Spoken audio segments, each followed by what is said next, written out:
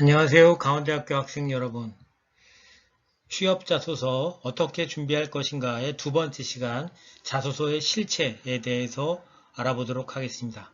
오늘 강의에서는 자소서의 실체를 항목별로 파악을 해보고 그 항목에 어떻게 하면 효과적으로 대처할 수 있을지 그 부분에 대해서 집중적으로 알아보도록 하겠습니다.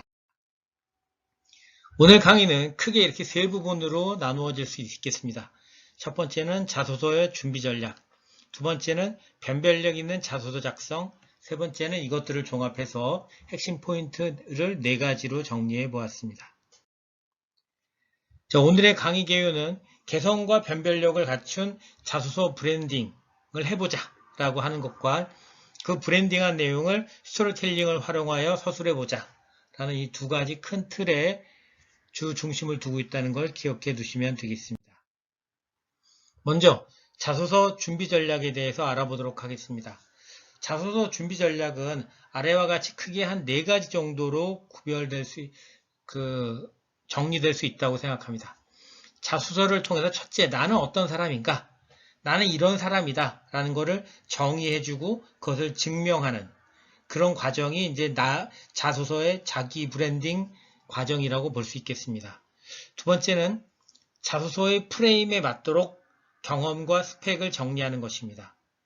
여러분들은 자소서라든지 또는 이력서라든지 쓸 때 거기에 많은 걸 쓰고 싶겠지만 그 부분이 여러 가지 요소를 고려해야 되는 것이기 때문에 여러분들의 의도만을 가지고 여러분들의 입장에서만이 아니라 자소서의 프레임에 맞게 정리하는 게 필요하다고 생각합니다. 그 다음 브랜딩과 스펙을 결합한 스토리라인을 구성해서 직접적으로 서술을 하게 되겠습니다. 그렇다면 이제 그런 과정을 통해서 변별력 있는 자소서가 구축이 된다라고 보면 됩니다. 그럼 구체적으로 첫 번째 보겠습니다. 나는 어떤 사람인가 라는 걸 강조를 했는데 그래서 이걸 정의와 증명을 통해서 브랜딩한다라고 했는데 여기서 나를 브랜딩한다는 건 이런 뜻입니다. 그 사람의 이름만 딱 들어도 그 사람이 어떤 사람이다 라는 게 확 드러날 수 있도록 그래서 그 강력한 이미지가 떠오를 수 있도록 해주는 것 그게 중요하다는 겁니다. 그러니까 이러저러해서 저러저러해서 저는 이런 사람이에요 라고 설명하는 것도 물론 중요하고 필요합니다. 그렇긴 하지만 보다 효과적으로 하기 위해서는 나는 이런 사람이다. 그래서 특정 그 키워드라든지 핵심어 또는 그런 것들을 활용해서 나의 브랜딩을 강화하는 것이 중요하다. 그래서 누군가에서 인사 담당자가 들여다봐도 이 사람은 이런 성향의 사람이겠구나 라는 게 한 번에 딱 떠오를 수 있으면 제일 좋다는 겁니다. 그래서 강렬한 이미지를 상대방에게 각인시키는 게 중요한 목표입니다. 그렇기 때문에 나는 어떤 사람인가를 어렵게 생각할 필요 없습니다. 나의 가장 자랑스러운 부분들을 나의 확실한 부분들을 딱 상대에게 전달할 수 있는 것이 무엇일까를 생각해 보면 되고 그것이 곧 자기의 브랜드가 될 수도 있다는 것입니다. 그래서 그 부분에 초점을 많이 두어야 됩니다. 그래서 이런 것들을 하기 위해서 이제 항목별 소제목이라든지 이런 쪽에 많이 활용을 하게 돼 있죠. 그렇기 때문에 이 자기 브랜딩을 한다는 것은 겹칠 수가 있긴 하고 또 이렇게 너무 관념적이고 상투적이면 안 됩니다. 그러니까 많은 사람이 사용하거나 관념적이거나 상투적이어서는 안 된다는 것도 알아두면 좋겠습니다. 그 다음 두 번째, 자소서 프레임에 맞게 경험과 스펙을 정리한다. 이건 굉장히 중요합니다. 왜 그러냐면 그 과정 자체가 기업의 핵심 가치와 인재상을 고려해서 선택과 강조를 하는 것이기 때문에 그렇습니다. 그렇기 때문에 이 프레임에 자신의 경험과 스펙을 정리한다는 것은 기업의 핵심 가치와 인재상을 염두에 두고 있다라는 것을 뜻하는 것이 되기 때문에 가장 효율적인 방법이 되겠습니다. 그러니까 많이 있고 버리기가 아깝다라고 해서 아무거나 막 가져오거나 그러면 안 됩니다. 물론 요즘에는 기업에서도 있는 대로 다 쓰세요라고 하지 않죠.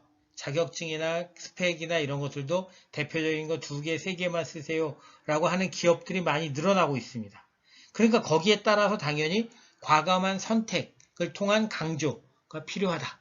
이것은 앞에서 얘기했던 그것이 여러분들의 브랜딩하고 연결될 수 있다는 점에서 염두에 둘 필요가 있겠습니다. 그래서 세 번째, 브랜딩 과정과 스펙을 결합해서 스토리라인을 구성한다.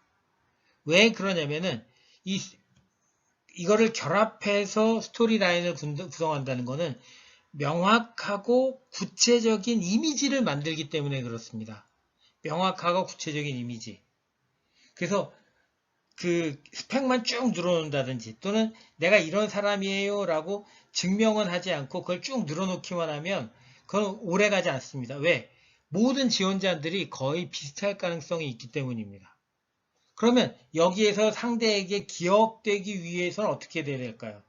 그런 부분들이 스토리라인을 구성할 수 있어야 됩니다. 그 스토리라인을. 그렇죠? 옛날에 봤던 영화들도 그 스토리는 기억이 나죠.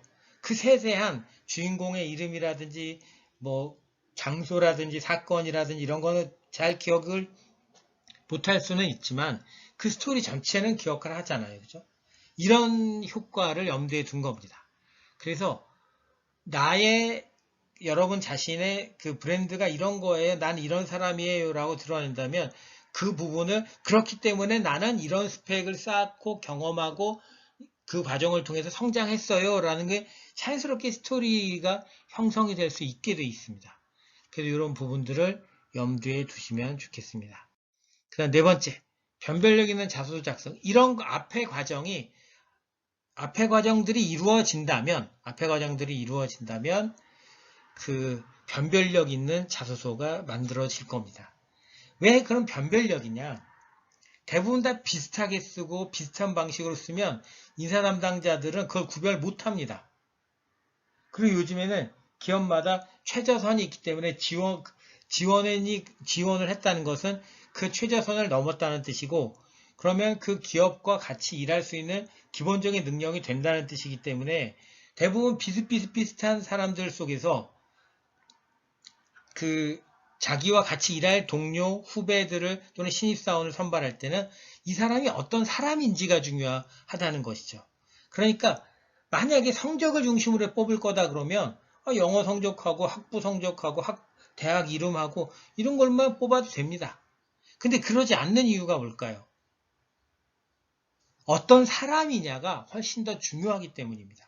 그럼 그걸 드러내려면 어떻게 해야 되나요? 사람들이 나를 기억하게 해야 됩니다. 그럼 나를 기억하게 하려면 어떻게 해야 될까요? 변별력 있는 자소서를 쓸 수 있어야 됩니다. 그럼 변별력인 자소서를 쓰기 위해서는 어떻게 해야 될까요? 앞에 있었던 세 가지 과정들 그리고 지난 시간에 했던 내용들을 잘 염두에 둘 필요가 있습니다. 그렇죠? 이 부분을 그래서 변별력 있는 자소서를 계속 강조하는 이유는 딱 나와 있습니다. 남과 똑같은 경험과 똑같은 논리를 쓰면 어떻게 되겠습니까? 그건 기억되지 못한다.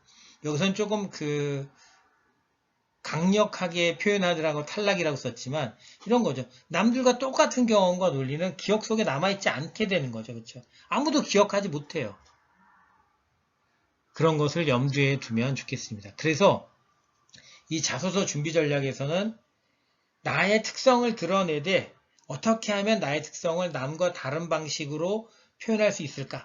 그것이 불가능하다면 어떻게 하면 나의 스토리가 다른 사람의 스토리와 다를 수 있을까를 고민하고 거기에 대한 준비를 하는 것이 중요하다고 봅니다.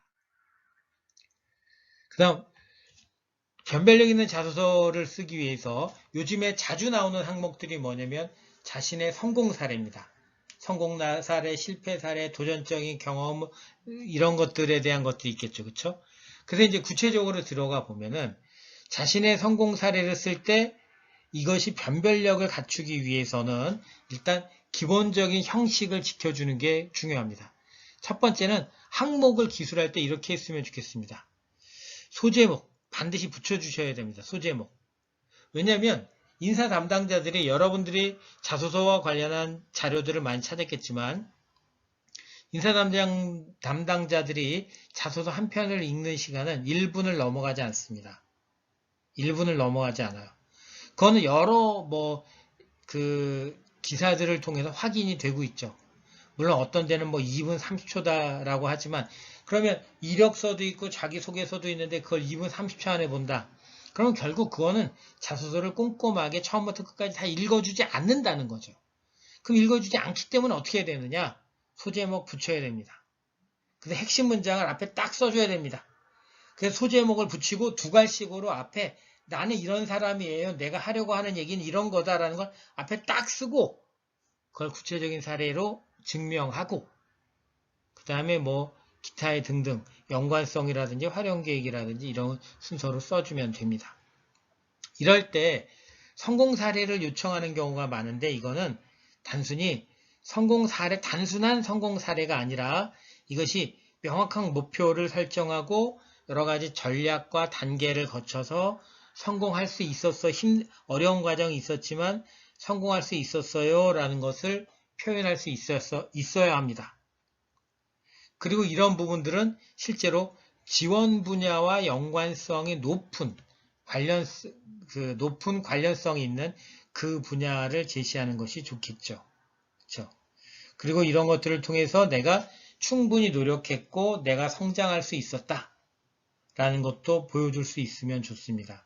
그러니까 단순 성공 사례여서는 안 되고 그리고 지원 분야와 관련성이 높은 부분이어야 하고 또는 근데 그걸 쓸 때 최근의 영역들을 먼저 서술해 주는 것이 중요하고 그 다음 어쨌든 그 과정에서 나의 노력이 있었고 내가 이만큼 변화하고 성장할 수 있었다 라는 것까지 포인트를 두면 좋을 듯 합니다.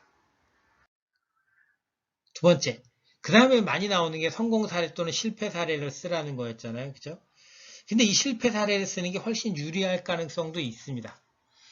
자신의 부족한 부분을 변명하기 위한 공간은 아니다.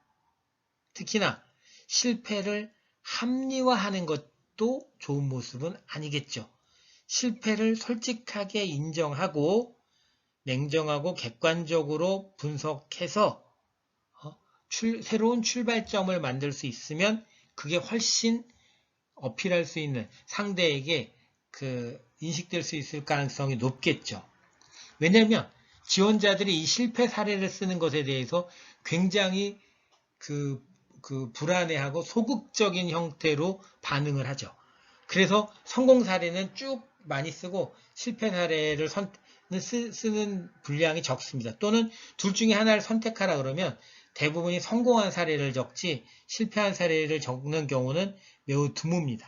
왜냐하면 취업 준비생들 스스로 생각할 때 위험 부담이 크다고 생각하기 때문이죠. 그러나 이 부분을 생각하면 실패의 원인을 분석하고 그것을 통해서 내가 이렇게 준비해가지고 이러한 시도와 이러한 성장을 할 수 있었다.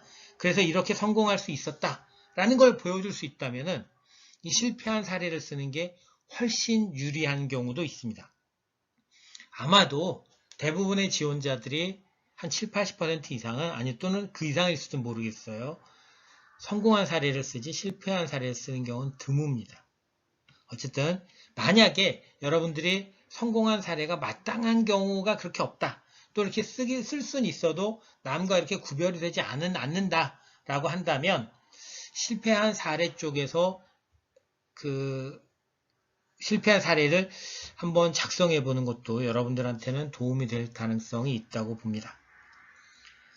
그래서 이런 걸 통해서 이제 발전적이고 성공적인 형태로 갈 수 있다라는 걸 보여줄 수 있으면 제일 좋겠죠. 그런데 여기서도 5번이 나오죠. 그런데 이게 실패 사례이기 때문에 여러분들이 지원하려고 하는 업무 영역에서의 사례는 조금 살짝 피해주는 게 좋다고 저는 생각합니다. 왜냐하면 내가 A라는 부분을 지원을 했는데 실제로 A라는 부분에서 폭망을 했어요. 그래서 어쨌든 나중에 뭐뭐 해가지고 성장하고 발전할 수 있었고 이제 보완을 했어요. 라고 한다면 이거는 좀 위험 부담이 있다고 보입니다. 그래서 실패 사례이기 때문에 지원 업무와 관련된 영역의 사례는 가급적 피하는 것으로 했으면 좋겠습니다. 그 다음에 팀워크를 주도한 사례. 이것들도 굉장히 많이 나오는데 여러분들이 주로 지원 입사를 지원하는 학생들이 어떤 부분을 쓰게 되냐면 팀 프로젝트, 동아리 활동 등의 어떻게 보면은 굉장히 여기 좀 심하게 써놨죠. 강하게 구태의연한 소재를 선택하는 경우들이 태반입니다. 왜? 여러분들이 실제로 팀워크와 관련한 내용들을 경험할 수 있는 부분들이 생각보다 많지 않았기 때문입니다. 그러니까 팀워크라든지 이런 쪽으로밖에 할 수는 없었겠죠. 그럼 어떻게 보면 이해가 되는 부분이긴 합니다. 그렇긴 하지만 이 팀워크가 어떤 영역에서 이루어지느냐 하는 것들이 훨씬 더 중요합니다. 그래서 가능하면 이 팀워크는 그 뭐 학교 동아리, 뭐 학교 프로젝트 또는 팀 과제 이런 쪽보다는 조금 이 영역을 넓혀서 다른 여러분들이 일상적인 대학생활 내에서 영향했던 것들을 조금 벗어나서 아니면 대외 활동 분야에서 또는 여러분들이 직접적으로 뭐 취미생활이라든지 아니면 다른 활동, 기타의 활동을 영역을 위해서 찾아보는 게 좋다고 생각합니다. 그 다음에 이런 걸 쓸 때는 구체적인 내용을 중심으로 해서 서술하는 게 중요하죠. 당연히. 그냥 뭐 힘든 과정이 있었는데 대화를 통해 잘 풀었다. 이거는 인정해주지 않습니다. 그래서 그런 부분들이 아니라 이거는 구체적이어야 됩니다. 어떤 문제가 생겼고 그걸 구체적으로 어떻게 풀었는가라는 거. 그리고 그 과정 안에서 본인은 어떠한 노력과 어떠한 역할을 했는가가 딱 드러날 수 있어야 됩니다. 그래서 이런 부분들에 대한 게 필요하고, 근데 그런 과정을 뭐 대화와 토론을 통해서 풀었다. 이렇게 쓰는 경우들이 많은데, 당연히 그렇긴 하죠. 당연히 어쩌면 그럴 수밖에 없기는 한데, 대화와 토론을 하고 뭘 하더라도, 실제로 대화와 토론에 그런 문제점을 해결할 수 있는 무언가가 개입을 해야 된다는 거죠. 그래서 그 요소만 분명하다면, 대화와 토론을 통해 이러이러한 요소를 가지고 대화와 토론을 통해서 이런 팀워크를 보여줄 수 있었다라고 쓰면은 그나마 좋은 편입니다. 그런데 그거 없이 대화와 그냥 무작정 대화와 토론을 통해서 잘 해결했다. 이거는 조금 문제가 있는 것으로 보입니다. 그래 창의적인 문제를 해결했다라는 것은 창의적이라고 하는 것은 구별하는 거면 남과 다른 관점에서 들여다보는 거. 남과 다른 관점으로 시도하는 겁니다. 남과 다른 관점. 이때 남과 구별될 수 있으나 그래서 획일적인 시각에서 벗어나 다양한 남과 다른 관점에서 들여다볼 수 있는 거. 그리고 그런 과정은 하나의 아이디어로만 끝나는 게 아니라 실천할 수 있었다는 거. 이런 부분을 염두에 두어야 합니다. 창의력이라고 해서 남과 다른 것, 새로운 것으로만 생각하면 안 됩니다. 그러나 현실 속에서도 구체적으로 집행하는 과정을 뒷받침할 수 있는 그런 것이 필요한 부분이다 라고 생각이 듭니다. 그래서 이 부분은 너무 어려워할 필요도 없고 또 너무 쉽게 생각해서도 안 됩니다. 그렇죠? 창의적이라는 것은 단지 아이디어 차원에서 머무르는 게 아니라 현실적으로도 구체적으로 진행할 수 있는 부분을 의미하기 때문에 그렇습니다. 그 다음에 도전적인 노력으로 성공한 성공한 사례를 써라. 뭐 이런 얘기들이 있겠죠. 근데 여기서는 뭐 자연히 시간이 흐르면 또는 어떤 성장하면 또는 뭐 결과가 나오면 해당되는 그런 사례를 쓰라는 것은 아닙니다. 또 하나 불가능하고 비현실적인 목표를 달성해라. 그런 것도 아닙니다. 여기서 말하려고 하는 것은 작은 목표에 대한 도전 그리고 그걸 달성하고 그 과정에서 어떻게 더 큰 꿈을 큰 목표를 그리게 되었는가 하는 것들에 관한 이야기를 그런 경험들을 가지고 있는가 하는 것들을 보여달라는 것이죠. 그러니까 이런 부분은 어떤 하나의 경우에 딱 꽂혀가지고 그것에 대한 그 성공의 과정을 보여줘도 좋지만 지속적으로 나는 이렇게 성공에 대한 성공을 하기 위한 그 의지와 열망과 그 노력을 하고 있다. 그리고 거기에 대한 실천을 하고 있다라는 것들을 보여주는 게 중요하겠죠. 그러니까 꼭 거대한 것을 도전해서 성공시켰다. 그게 아니라 여러분 스스로가 계획적이고 여러분의 변화와 성장을 위해서 아주 세세한 부분들이 있다면 그런 부분들도 충분히 도움이 된다라고 보면 되겠습니다. 이런 부분에 대해서는 오해가 없으면 좋겠습니다. 꼭 큰 것, 남들이 볼 때 우와라고 남들이 다 인정해 줄 만한 것, 그런 것들이 아니어도 괜찮습니다. 그 다음 마지막으로 이제 지원 분야에 대한 전문 지식과 자질을 얘기할 때 여러분들이 여기에 대해서 굉장히 위축되는 경우가 있습니다. 왜냐면 여러분들은 전공 지식밖에 배운 게 없고 그 다음에 전공과 관련해서 동아리 활동을 했거나 또는 프로젝트를 했거나 또는 인턴을 했거나 그러면 그런 지식 정도밖에 없다. 그래서 굉장히 힘들어 하는데 실제로는 인턴을 했거나 뭐 아르바이트를 했거나 전공과 관련된 부분들을 또는 동아리 활동이라든지 프로젝트의 경험들을 써도 됩니다. 그리고 만약 그것도 없다, 그것도 빈약하다라고 했을 때 성적 여러분들이 이제 수강했던 과목들을 쭉 보고 그 중에서 여러분의 지원 분야와 여러분의 기업에 맞는 이제 특정한 교과 항목들을 무리지어서 분류해서 그런 부분을 활용할 수도 있겠습니다. 그리고 그런 부분들과 관련한 동아리라든지 학과 활동이라든지 또는 대외 활동이라든지 이런 부분들이 있기 때문에 그런 부분들을 잘 활용하면 됩니다. 그리고 어차피 기업 입장에서도 여러분들이 대학생들은 이럴 것이다 라는 생각을 가지고 있기 때문에 너무 이 부분에 집착해서 여러분들이 알지도 못하는 내용들을 막 갖다 넣으면 나중에 면접을 볼 때 오히려 곤란해지는 경우들이 많이 있습니다. 그러니까 굳이 무리해서 이 부분을 채우려고 하지 않아도 됩니다. 기업에서도 여러분들의 상황과 입장을 충분히 알고 있기 때문에 일정 부분 이상에 관한 것들에 대해서는 요구하지 않는다라는 것을 알아두면 좋겠습니다. 그 다음에 이제 자신의 장점에 관련한 부분은 이거는 이제 여러분들이 착각을 하면 안 되는 게 성격적인 부분만을 원하는 것이 아닙니다. 성격적인 부분만을 원하는 게 아니라 여러분의 성격적인 부분이 여러분의 전문 지식이라든지 여러분들의 역량이라든지 경험에 어떤 영향을 미쳤는가, 어떤 점에서 도움이 되었는가까지도 쭉 연결할 수 있으면 좋습니다. 근데 이런 부분들이 실제로 여러분들 어떻게 쓰냐면 딱 장점만 쓰죠. 그러니까 어떤 경우에는 분량이 모자라서 큰일이고 또 어떤 경우에는 장점을 내가 보여주고 싶은 게 많으니까 장점만 쭉 나열하다 보면은 그걸 증명도 못하게 되죠. 그렇죠? 그래서 이런 부분들을 적절하게 증명하기 위해서는 여러분들의 장점을 여러분들이 어떻게 학과를 선택해서 거기서 어떻게 전문 공부를 했고 어떤 경험들을 하게 됐고 내가 그래서 어떠한 역량을 갖추게 되었는지를 연결시켜서 보여주는 것이 훨씬 더 유리하다라고 볼 수 있겠습니다.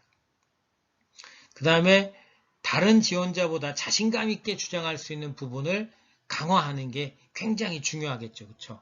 특히 이 부분은 반드시 지원 분야와 연관된 장점이어야 한다는 것을 잊으면 안 되겠습니다. 그 다음에 미래계획. 미래계획은 여기서 가장 중요한 것은 1번입니다. 1번. 자기개발, 대학원 진학 등 본인에게만 도움이 되는 논리는 피해야 됩니다. 본인에게만.